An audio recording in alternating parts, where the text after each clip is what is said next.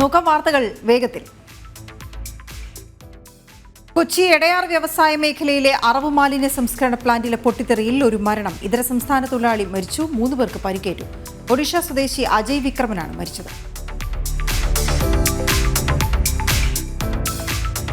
ശബരിമലയിൽ തീർത്ഥാടകരുടെ എണ്ണം നിയന്ത്രിക്കാനുള്ള സർക്കാർ തീരുമാനം പ്രായോഗികമല്ലെന്ന് ഭക്തജന സംഘടനകൾ. തീരുമാനത്തിനെതിരെ പ്രതിഷേധം ശക്തം. വിഷയം നിയമപരമായി നേരിടുമെന്ന് ഹൈന്ദവ സംഘടനകളും അറിയിച്ചു. ഇറാനെതിരെ ആക്രമണമുണ്ടാകുമെന്ന ഉറച്ച നിലപാട് വ്യക്തമാക്കി ബെഞ്ചമിൻ നെതന്യാഹു. ഇസ്രയേലിന് ആയുധം നൽകുന്നത് നിർത്താൻ നിർദ്ദേശിച്ച ഫ്രഞ്ച് പ്രസിഡന്റ് ഇമാനുവൽ മാക്രോണിനെ നെതന്യാഹു രൂക്ഷമായി വിമർശിച്ചു. ചരിത്രത്തിലെ ഏറ്റവും വലിയ ആക്രമണമാണ് ഇസ്രയേലിനെതിരെ ഇറാൻ നടത്തിയത്.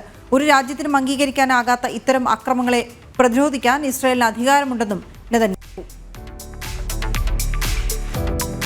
അരുണാചൽ പ്രദേശിൽ ചൈനീസ് നുഴഞ്ഞുകയറ്റം എന്ന വാർത്ത നിഷേധിച്ച് വിദേശകാര്യമന്ത്രി എസ് ജയശങ്കർ. നിയന്ത്രണ രേഖയിൽ പട്രോളിംഗ് ഊർജിതമാക്കിയതായും കേന്ദ്രമന്ത്രി അറിയിച്ചു. ബംഗ്ലാദേശുമായുള്ള നയതന്ത്ര ബന്ധം ശക്തമാണെന്നും ജയശങ്കർ പറഞ്ഞു. എഡിജിപിക്കെതിരായ അന്വേഷണ റിപ്പോർട്ടിൽ മുഖ്യമന്ത്രിയുടെ നിലപാട് ഇന്നറിയാം. എഡിജിപിയെ ക്രമസമാധാന ചുമതലയിൽ നിന്നും നീക്കാനാണ് സാധ്യത. ഡിജിപിയുടെ അന്വേഷണ റിപ്പോർട്ട് ആഭ്യന്തര സെക്രട്ടറി മുഖ്യമന്ത്രിക്ക് കൈമാറി. മുഖ്യമന്ത്രിയെ കാണാൻ സമയം തേടി സംസ്ഥാന പോലീസ് മേധാവി. പി.വി. അൻവർ എം.എൽ.എ രാഷ്ട്രീയ പാർട്ടി ഇന്ന് പ്രഖ്യാപിക്കും. മഞ്ചേരിയിൽ നടക്കുന്ന പൊതുപരിപാടിയിലാണ് പ്രഖ്യാപനം. ഇന്ത്യ മുന്നണിയുടെ ഭാഗമായ DMK-യോടൊപ്പം ചേർന്ന് പ്രവർത്തിക്കുമെന്നാണ് വിവരം. DMK നേതാക്കളുമായി ഇന്നലെ ചെന്നൈയിൽ ചർച്ച നടത്തിയിരുന്നു. പാലക്കാട് ചേലക്കര ഉപതെരഞ്ഞെടുപ്പുകളിലെ സ്ഥാനാർത്ഥി നിർണയത്തിൽ കോൺഗ്രസിൽ ആശങ്ക. മണ്ഡലങ്ങളുടെ ചുമതലയുള്ള KPCC ഭാരവാഹികൾ നൽകിയ പട്ടികയിലും തർക്കം. 5-അംഗ പട്ടികയാണ് മണ്ഡലങ്ങളിൽ നിന്നും KPCCക്ക് ഭാരവാഹികൾ നൽകിയത്. പാലക്കാട് കോളേജ് യൂണിയൻ തിരഞ്ഞെടുപ്പിനിടെ SFI KSU സംഘർഷം. എലവഞ്ചേരി തുഞ്ചത്തെഴുത്തച്ഛൻ ലോ കോളേജിലാണ് നോമിനേഷന്റെ സൂക്ഷ്മ പരിശോധനാ വേളയിൽ പ്രവർത്തകർ തമ്മിൽ സംഘർഷമുണ്ടായത്. സംഘർഷത്തിൽ വനിതകൾ ഉൾപ്പെടെ 4 KSU പ്രവർത്തകർക്കും 5 SFI പ്രവർത്തകർക്കും പരിക്കേറ്റു. കഴിഞ്ഞ ദിവസം ഗവൺമെന്റ് വിക്ടോറിയ കോളേജിലും SFI KSU പ്രവർത്തകർ തമ്മിൽ സംഘർഷമുണ്ടായിരുന്നു. ഷിരൂരിൽ മണ്ണിടിച്ചിലിൽ മരിച്ച കോഴിക്കോട് സ്വദേശി അർജുന്റെ കുടുംബത്തിന് നേരെയുള്ള സൈബർ ആക്രമണത്തിൽ അന്വേഷണം ഊർജിതമാക്കി പോലീസ്. കുറ്റക്കാരാണെന്ന് കണ്ടെത്തിയവരെ വിവരങ്ങൾ ലഭിക്കാൻ കോഴിക്കോട് സൈബർ പോലീസ് ഗൂഗിളിനെ സമീപിച്ചു. സൈബർ ആക്രമണം രൂക്ഷമായതിനെ തുടർന്ന് കഴിഞ്ഞ വ്യാഴാഴ്ചയാണ് കുടുംബം പോലീസിൽ പരാതി നൽകിയത്. എക്സാലോജിക് കേസിൽ അന്വേഷണം വ്യവസായ വകുപ്പ് KSIDC ഉന്നതരിലേക്ക്. KSIDC CFOയെ ചോദ്യം ചെയ്തതിനു പിന്നാലെ കൂടുതൽ ഉദ്യോഗസ്ഥർക്ക് സമൻസ് നൽകി വിളിച്ചു വരുത്താൻ ഒരുങ്ങുകയാണ് SFIO. KSIDCയുടെ സാമ്പത്തിക ഇടപാടുകൾ തീരുമാനിക്കുന്നതിൽ പ്രധാന പങ്ക് വഹിച്ചവരെ കേന്ദ്രീകരിച്ചാണ് അന്വേഷണം. മുഖ്യമന്ത്രിയുടെ മകൾ വീണയുടെ കമ്പനിയെ സഹായിക്കാൻ KSIDC ശ്രമിച്ചെന്ന പരാതികളിലും അന്വേഷണം തുടരുകയാണ്.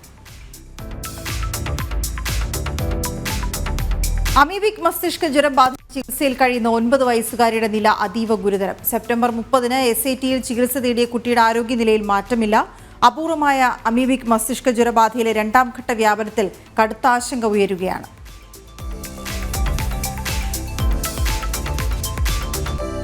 സംസ്ഥാനത്തെ കുടുംബാരോഗ്യ കേന്ദ്രങ്ങളിൽ മരുന്നുകൾ സൂക്ഷിക്കുന്നതിൽ ഗുരുതര അനാസ്ഥ. കാലാവധി കഴിഞ്ഞ മരുന്നുകൾ സൂക്ഷിക്കുന്നതിൽ ചട്ടങ്ങൾ ലംഘിക്കപ്പെടുന്നു. കൃത്യമായ ഇടവേളകളിൽ നടക്കേണ്ട പരിശോധനയിൽ പോലും അലംഭാവം കാട്ടുകയാണ് ആരോഗ്യവകുപ്പ്. പെരുമാതുറയിലെ കുടുംബാരോഗ്യ കേന്ദ്രത്തിൽ 4 വയസ്സുകാരന് കാലാവധി കഴിഞ്ഞ മരുന്ന് നൽകിയ സംഭവം ജനം TV വാർത്ത നൽകിയിരുന്നു.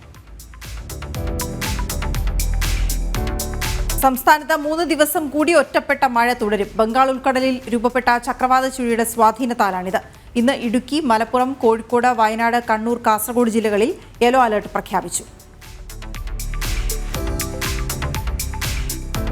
വയനാട് ദുരന്തത്തിൽ കേന്ദ്ര സഹായവുമായി ബന്ധപ്പെട്ടുള്ള തെറ്റായ പ്രചാരണങ്ങൾ തുറന്നുകാട്ടി BJP. പുനരധിവാസ നടപടികൾ സ്വീകരിക്കുന്നതിലെ സർക്കാരിന്റെ വീഴ്ച മറയ്ക്കാൻ പ്രതിപക്ഷത്തെ കൂട്ടുപിടിച്ചുള്ള പ്രചാരവേലകൾ ശക്തമാവുകയാണ്. നാശനഷ്ടങ്ങളുടെ കൃത്യമായ കണക്ക് പോലും കേന്ദ്രത്തിന് സമർപ്പിക്കാതെ കേന്ദ്ര സഹായം ലഭിച്ചില്ലെന്ന് പറയുന്നത് എന്തടിസ്ഥാനത്തിലാണെന്ന് BJP സംസ്ഥാന വക്താവ് KVS ഹരിദാസ് ചോദിച്ചു. ഇടുക്കി ജില്ലയിലെ അനധികൃത കയ്യേറ്റങ്ങൾ തിരിച്ചുപിടിക്കണമെന്ന ആവശ്യമുന്നയിച്ച് ഹിന്ദു ഐക്യവേദി ബൈസൺ വാലിയിലെ ചൊക്രമുടി കയ്യേറ്റ ഭൂമിയിൽ സന്ദർശനം നടത്തി. സംസ്ഥാന സർക്കാരിന്റെ ഭാഗത്തു നിന്നും കയ്യേറ്റത്തിൽ അടിയന്തര നടപടികൾ ഉണ്ടാകാത്തതിനാൽ കേന്ദ്ര ഏജൻസിയെ അന്വേഷിപ്പിക്കാൻ ഹൈക്കോടതി ഇടപെടലിന് നടപടികൾ സ്വീകരിക്കണമെന്ന് ഹിന്ദു ഐക്യവേദി ജില്ലാ പ്രസിഡന്റ് PG ജയകൃഷ്ണൻ ആവശ്യപ്പെട്ടു. പ്രകൃതിയെ ചൂഷണം ചെയ്യുന്ന ഇത്തരം മാഫിയ പ്രവർത്തനങ്ങൾ നിയന്ത്രിക്കുന്നതിൽ സംസ്ഥാന ഗവൺമെന്റ് പരാജയപ്പെട്ടു. രാഷ്ട്രീയ ഉദ്യോഗസ്ഥ കൂട്ടുകെട്ടിന്റെ സഹായത്തോടെയാണ് ഇത്തരം കയ്യേറ്റങ്ങൾ നടക്കുന്നതെന്നും ഹിന്ദു ഐക്യവേദി ആരോപിച്ചു. പോക്സോ കേസിൽ സാക്ഷി പറഞ്ഞതിന് കുടുംബത്തിന് പള്ളി കമ്മിറ്റി ഊരുവിലക്ക് ഏർപ്പെടുത്തിയതായി പരാതി. പാലക്കാട് ചിതലി മുഹിയുദ്ദീൻ ഹനഫി ജുമാത്ത് പള്ളി കമ്മിറ്റിക്കെതിരെ ചിതലി സ്വദേശിയായ ഷാഹുൽ ഹമീദും കുടുംബവുമാണ് പരാതിയുമായി രംഗത്തെത്തിയിരിക്കുന്നത്. വിശേഷ അവസരങ്ങളിലോ മറ്റ് ചടങ്ങുകളിലോ ഒന്നും പള്ളി കമ്മിറ്റിയിൽ നിന്ന് ആരും തങ്ങളുടെ വീട്ടിലേക്ക് വരാറില്ലെന്നും കഴിഞ്ഞ 1.5 വർഷമായി സമൂഹത്തിൽ ഒറ്റപ്പെട്ട് ജീവിക്കുകയാണെന്നുമാണ് കുടുംബം പറയുന്നത്. അതേസമയം ഊരുവിലക്ക് ഏർപ്പെടുത്തിയിട്ടില്ലെന്ന് പള്ളി കമ്മിറ്റി പ്രതികരിച്ചു. KSRTC ശമ്പള വിതരണത്തിൽ ഇത്തവണയും വാക്കു പാലിക്കാതെ സർക്കാർ 5-ാം തീയതിക്ക് മുൻപ് മുഴുവൻ ശമ്പളവും നൽകുമെന്ന ഗതാഗത മന്ത്രിയുടെ ഉറപ്പും പാഴ്വാക്കായി.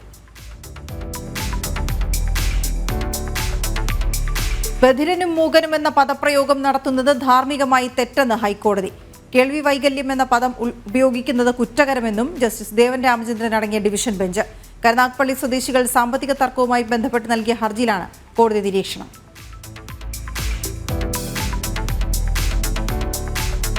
ലോക്സഭാ തെരഞ്ഞെടുപ്പ് കഴിഞ്ഞ 6 മാസമായിട്ടും ചെയ്ത ജോലിക്ക് പ്രതിഫലം ലഭിക്കാതെ ബുദ്ധിമുട്ടിലായി കണ്ണൂരിലെ 500ഓളം വീഡിയോഗ്രാഫർമാർ. തെരഞ്ഞെടുപ്പ് കഴിഞ്ഞ് 2 മാസത്തിനുള്ളിൽ ലഭിക്കേണ്ട തുകയാണ് സർക്കാർ വൈകിപ്പിക്കുന്നത്. വേതനം ഇനിയും വൈകിയാൽ ശക്തമായ പ്രതിഷേധവുമായി മുന്നോട്ടു പോകാനാണ് വീഡിയോഗ്രാഫർമാരുടെ തീരുമാനം. തിരുവനന്തപുരം കാട്ടാക്കടയിൽ കാട്ടുപന്നിക്കൂട്ടത്തിന്റെ ആക്രമണം. വഴിതെറ്റിയെത്തിയ കാട്ടുപന്നികൾ പ്രദേശത്തെ വ്യാപാര സ്ഥാപനത്തിനുള്ളിലേക്ക് ഓടിക്കയറുകയായിരുന്നു. രാവിലെ 10:30യോടെയാണ് സംഭവം ഉണ്ടായത്. ആൾക്കാർ വിരട്ടിയതോടെ പന്നിക്കൂട്ടം കെട്ടിടത്തിന്റെ മുകളിൽ നിന്നും താഴേക്ക് ചാടി. കാട്ടാക്കട ആമച്ചലുള്ള വ്യാപാര സ്ഥാപനത്തിൽ കാട്ടുപന്നി കയറിപ്പോകുന്ന CCTV ദൃശ്യങ്ങൾ പുറത്തായി. കൊല്ലം പടപ്പക്കരയിൽ 42 കിലോയിലധികം കഞ്ചാവുമായി കൊലപാതക കേസ് പ്രതി പിടിയിൽ. പടപ്പക്കര സ്വദേശി ഹാലി ഹാരിസണാണ് എക്സൈസിന്റെ പിടിയിലായത്. ജില്ലയിലെ കഞ്ചാവ് വിതരണ റാക്കറ്റിലെ പ്രധാനിയാണ് ഹാലി ഹാരിസൺ എന്ന് പോലീസ് പറയുന്നു. ഇന്ത്യ ബംഗ്ലാദേശ് 2020 പരമ്പരയ്ക്ക് ഇന്ന് തുടക്കം. രാത്രി 7:30 ഗ്വാളിയറിലാണ് മത്സരം. ഓപ്പണർ റോളിൽ മലയാളി താരം സഞ്ജു സാംസൺ ഇന്ന് ഇറങ്ങിയേക്കും. ഒപ്പം മായങ്ക് യാദവ് ഇന്ന് അരങ്ങേറ്റം കുറിച്ചേക്കും. സച്ചിൻ തെണ്ടുൽക്കർ ഇരട്ട സെഞ്ചുറി നേടിയ ഗ്വാളിയറിലേക്ക് 14 വർഷങ്ങൾക്ക് ശേഷമാണ് അന്താരാഷ്ട്ര മത്സരം എത്തുന്നത്. വനിതാ 2020 ലോകകപ്പിൽ ആദ്യ ജയം തേടി ഇന്ത്യ ഇന്നിറങ്ങുന്നു. പാകിസ്ഥാനാണ് എതിരാളികൾ. സെമി സാധ്യത നിലനിർത്താൻ ഇന്ത്യയ്ക്ക് മികച്ച ജയം അനിവാര്യമാണ്. ആശാ ശോഭനയ്ക്കൊപ്പം സജന സജീവനും ഇന്ന് കളിക്കാൻ സാധ്യതയുണ്ട്. ഉച്ചയ്ക്ക് 3:30 ദുബായിലാണ് മത്സരം.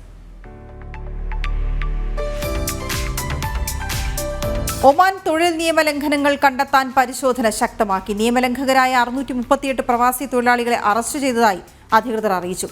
സെപ്റ്റംബർ 28-നും ഒക്ടോബർ 3-നും ഇടയിലായിരുന്നു പരിശോധന.